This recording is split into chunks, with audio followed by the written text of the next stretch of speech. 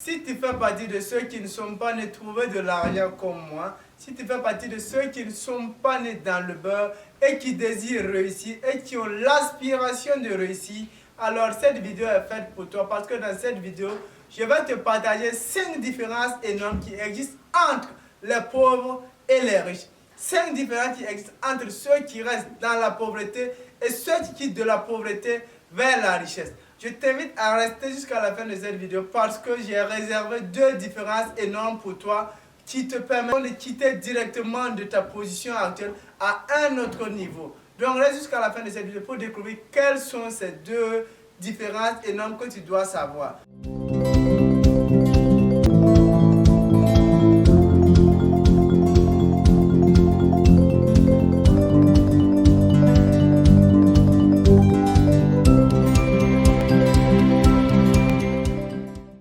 Si c'est votre première fois d'arriver sur cette chaîne Rendez-vous au sommet, bienvenue à vous. Mon nom c'est Denis Kiswensida Kwala. Je suis entrepreneur, je suis investisseur. Sur cette chaîne, nous parlons des investissements, des idées de business, de l'entrepreneuriat.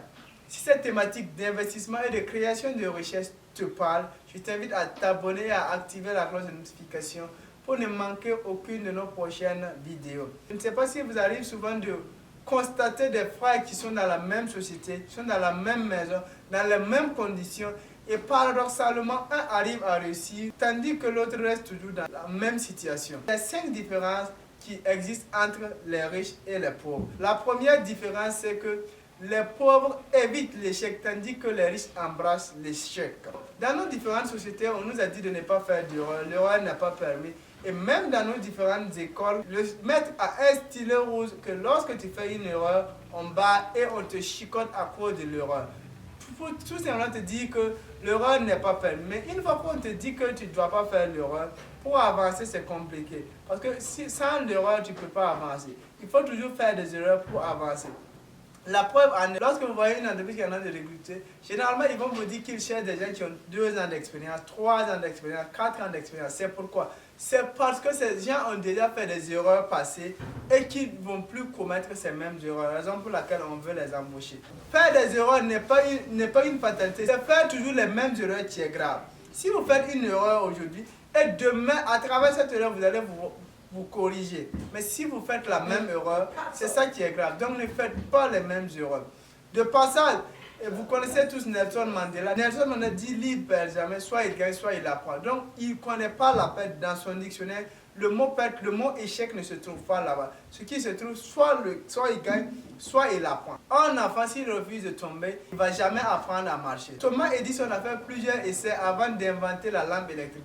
Et dès qu'il a inventé la lampe électrique, il a dit que lui, il avait essayé plusieurs fois, plusieurs manières de ne pas pouvoir inventer la lampe électrique. C'est à travers ces échecs passés qu'il a pu inventer la lampe électrique que nous utilisons aujourd'hui. Donc, l'échec est très capital. Ne fuyez pas l'échec. Il faut aller vers l'échec, mais ne faites pas les mêmes erreurs tout le temps. Si vous faites une erreur, prochainement, il faut chercher à corriger l'erreur et à avancer. C'est ce que les riches font pour devenir de plus en plus riches. La deuxième différence entre les riches et les pauvres, c'est que les riches achètent constamment des actifs, tandis que les pauvres achètent constamment des passifs. Si vous lisez le livre de Robert T. Kiyosaki, Père riche, Père pauvre, il a évoqué là-bas qu'il existe une différence énorme entre les actifs et les passifs. Qu'est-ce qu'un actif? Un actif, c'est quelque chose qui vous rapporte de l'argent, tandis qu'un passif, c'est quelque chose qui vous fait perdre de l'argent, qui vous fait dépenser de l'argent. Donc, les riches se concentrent sur les actifs, tandis que les pauvres se concentrent sur les passifs.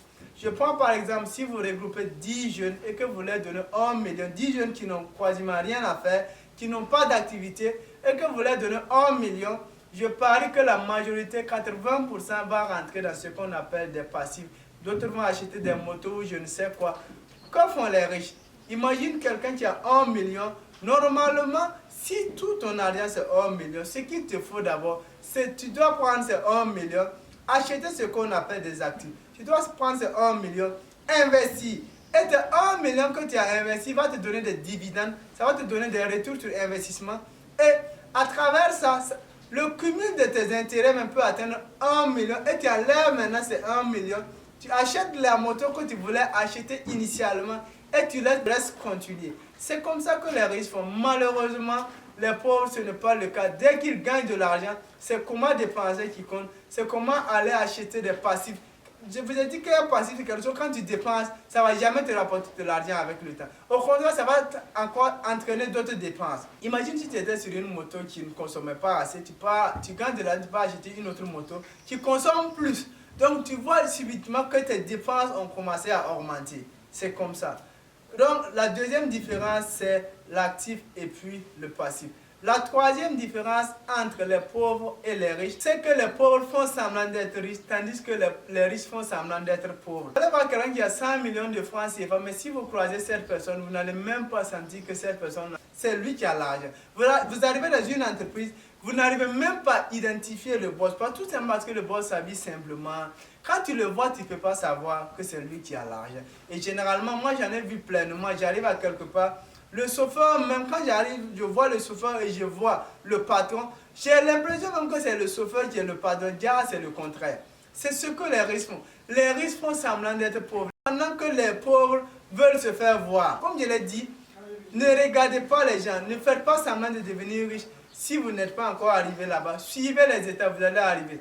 La dernière fois, j'étais surpris de voir une image de Elon Musk, l'homme le plus riche du monde actuel, et à la Coupe du Monde avec un t-shirt simplement et les gens étaient en train de saluer.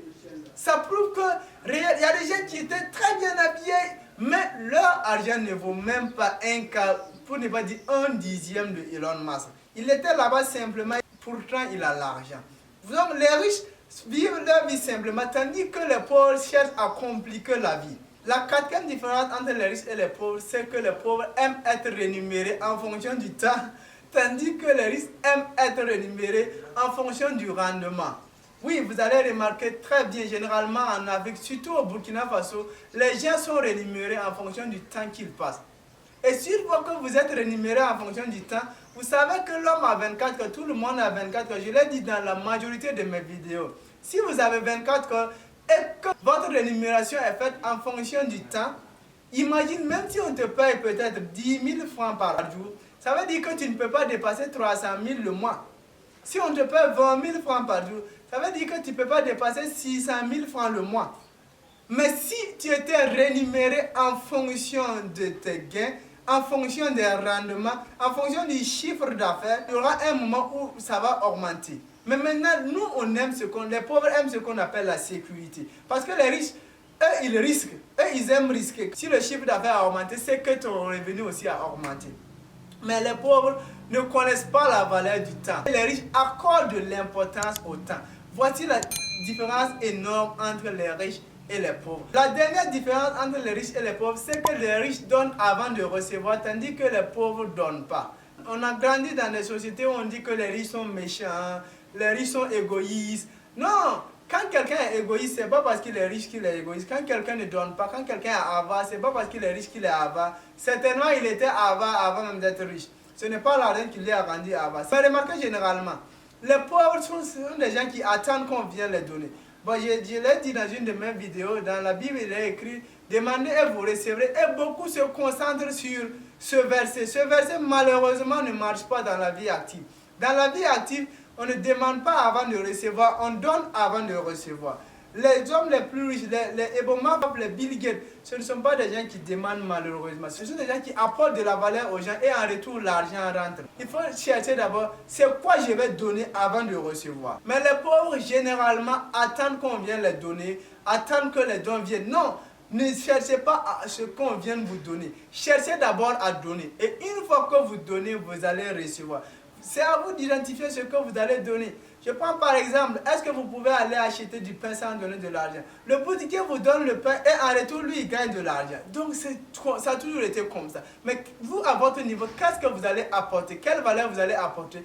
Qu'est-ce que vous allez donner afin de recevoir? C'est ce qui compte ici. Il ne suffit pas de chercher à recevoir, chercher d'abord à donner. C'est ce que les riches font. Les riches réfléchissent à comment ils peuvent vous aider. Les riches réfléchissent à comment ils peuvent apporter de la valeur ajoutée, à comment ils peuvent résoudre tel ou tel problème. Je prends par exemple, si votre moto est en panne, vous partez chez le mécanicien. Le mécanicien ne va pas commencer à vous demander de l'argent. Il va d'abord résoudre le problème et en retour, vous êtes obligé de lui donner de l'argent. Ça a toujours été comme lui, il donne avant de recevoir. Donc dans la vie active, il faut toujours donner avant de recevoir. Les amis, nous voilà déjà à la fin de cette vidéo. Dites-moi en commentaire si vous avez encore d'autres différences que les pauvres font et que les riches ne font pas. Vous me laissez au niveau de la barre de commentaires parce qu'il en existe tellement. Dans cette vidéo, je vous ai juste partagé ces 5 différences entre les pauvres et les riches. J'espère que ça va vous aider, vous aussi qui aspirez à la réussite. Ne faites pas comme les pauvres. J'ai cité 5 différences. Tout ce que les pauvres font pour toujours rester pauvres, faites le contraire et vous allez réussir. Les amis, n'oubliez pas de liker, abonnez-vous à cette chaîne si ce genre de thématique vous parle. Quant à moi, je vous dis à très bientôt. Portez-vous bien. On se donne rendez-vous pour d'autres nouvelles vidéos. Ciao, ciao.